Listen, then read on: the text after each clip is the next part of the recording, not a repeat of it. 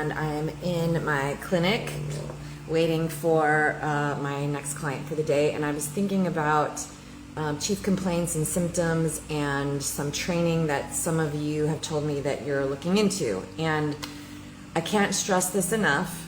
If you are training for symptoms, specific symptoms, and you're convinced that training for that symptom is the answer, I'm urging you to reconsider the training that you're going after. Here's why. So many of you practitioners are telling me that you want to make sure that the training that you're embarking on is valuable and worth it, and that you're going to get the results that you want and then be able to create the results for your clients. And this program promised this, and that training promised that, et cetera, et cetera. And then I hear in the same breath that some practitioners have chosen to go on to do other training, like they're going to specialize in TMJ, or they're going to specialize in hip issues like bursitis.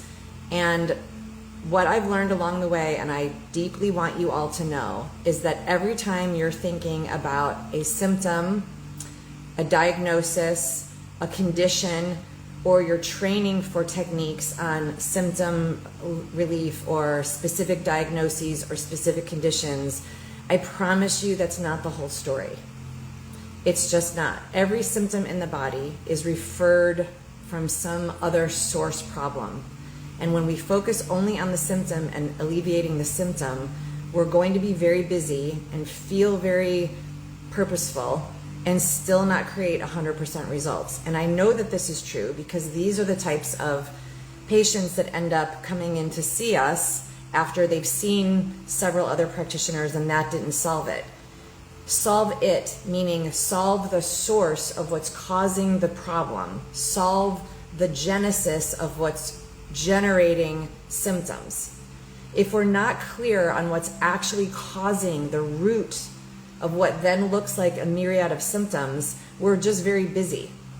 And we'll be disappointed that the training didn't provide, and we'll think we don't know enough yet, and whatever, like all the stories of limitation come in after that. And I feel really lucky and fortunate to have been able to pretty readily get to the genesis and the source of things, and it's maybe part of my personality or just the way I process information.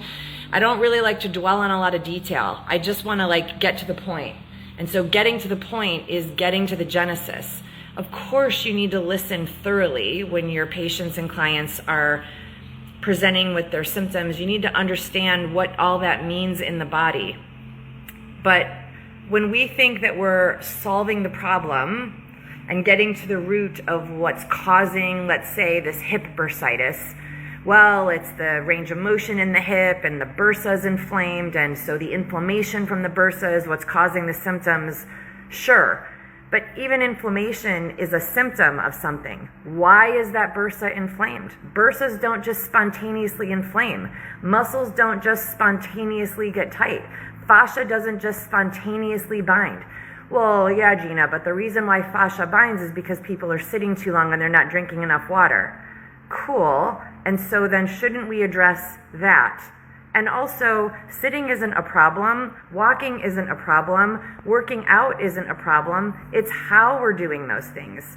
Is it the length of time in the sitting, or is it the alignment in the sitting? Is it the type of walking that we're doing, or are we misaligned while we're walking? It's probably that we're misaligned that we're walking, because we're designed to move and designed to have all these joint actions. And we're also designed with a ton of compensatory patterning, right? If every time our body was uncomfortable or unhappy with something we're doing, like the posture I'm in right now, we'd all be in radical pain all the time.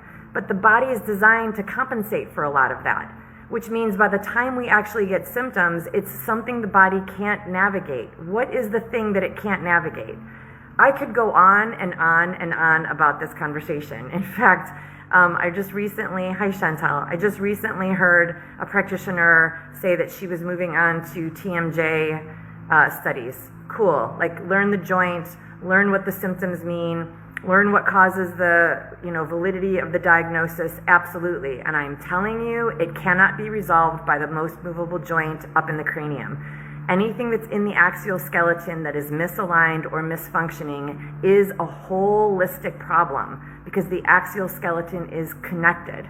The axial skeleton is a whole system with balances and levers in it and the whole bit.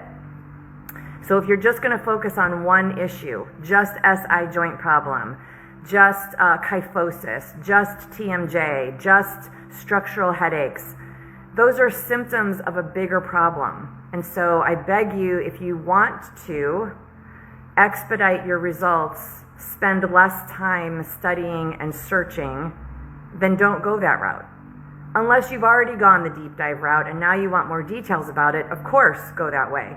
But you get to know that symptoms and diagnoses are not what we're after. What we're after is restoring the body back to its design. If you're still not clear on the design and how the design works, that's the gap. That's the gap. Okay, so I'm a little bit heated up about this, and it's based on my frustration of seeing other practitioners wasting time when I know that what they want is to be excellent and they want to be excellent yesterday.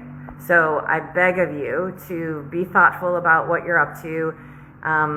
If you're looking for what to do with some symptoms, I have tons of free training on YouTube about that, and you'll hear me say the same thing. Common chief complaints, common symptoms, they seem compelling, but actually here's where the answer is. So go watch those, at least they're free, and then you can decide, do you still want to go on to that specialty training, or do you actually need a deeper dive on a more holistic path?